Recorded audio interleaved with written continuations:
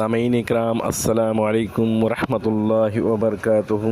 سیرت النبی قسط نمبر 31 طفیل بن عمرو دوسی۔ یہ شریف انسان شاعر، سوجھ بوجھ کے مالک اور قبیلہ دوس کے سردار تھے۔ ان کے قبیلے کے بعض نواحی یمن میں امارت تقریباً امارت حاصل تھی۔ یہ نبوت کے 11ویں سال مکہ تشریف لائے تو وہاں پہنچنے سے پہلے ہی اہل مکہ نے ان کا استقبال کیا، نہایت عزت و احترام سے اسے پیش آئے۔ پھر ان سے عرض پرواز ہوئے، اے طفیل، آپ ہمارے شہر تشریف لائے ہیں اور یہ شخص جو ہمارے درمیان ہے اس نے ہمیں سخت پیچیدگی میں پھنسا رکھا ہے، ہماری جمعیت بکھیر دی ہے، ہمارا شیرازہ منتشر کر دیا ہے۔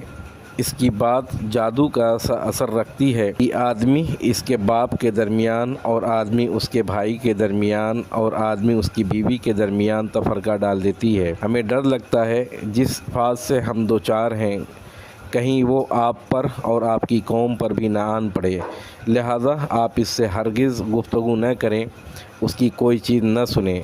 حضرت طفیل رضی اللہ تعالیٰ عنہ کا ارشاد ہے کہ یہ لوگ مجھے برابر اسی طرح کی باتیں سمجھاتے رہے، یہاں تک کہ میں نے تہیہ کر لیا نہ آپ صلی اللہ علیہ وسلم کی کوئی چیز سنوں گا اور نہ آپ صلی اللہ علیہ وسلم سے بات چیت کروں گا۔ حتیٰ کہ جب میں صبح کو مسجد حرام گیا، کان میں روئی ٹھوس رکھی تھی کہ مبادا آپ صلی اللہ علیہ وسلم کی کوئی بات میرے کان میں نہ پڑ جائے، لیکن اللہ کو منظور تھا کہ آپ صلی اللہ علیہ وسلم کی بعض باتیں مجھے سنا ہی دی۔ چنانچہ میں نے بڑا عمدہ کلام سنا، پھر میں نے اپنے جی میں کہا، ہائے مجھ پر میری ماں کی آہ و دفغاں، میں تو بخدا ایک سوجھ بوجھ رکھنے والا شاعر آدمی ہوں، مجھ پر بھلا برا چھپا نہیں رہ سکتا، پھر کیوں نہ میں اس شخص کی بات سنوں، اگر اچھی ہوئی تو قبول کر لوں گا، بری ہوئی تو چھوڑ دوں گا۔ یہ سوچ کر میں رک گیا۔ جب آپ صلی اللہ علیہ وسلم گھر پلٹے تو میں بھی پیچھے ہو لیا۔ آپ صلی اللہ علیہ وسلم اندر داخل ہوئے، میں بھی داخل ہو گیا۔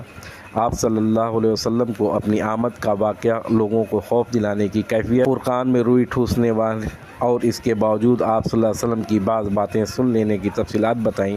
پھر عرض کیا کہ آپ صلی اللہ علیہ وسلم اپنی بات پیش کیجئے۔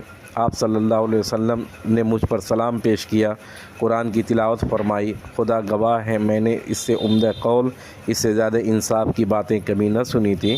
چنانچہ میں نے وہیں اسلام قبول کر لیا، حق کی شہادت دی۔ اس کے بعد آپ صلی اللہ علیہ وسلم سے عرض کیا، میری قوم میں میری بات مانی جاتی ہے، میں ان کے پاس پلٹ کر جاؤں گا اور انہیں اسلام کی دعوت دوں گا، لہذا آپ صلی اللہ علیہ وسلم اللہ سے دعا فرمائیں وہ مجھے کوئی نشانی دے دیں۔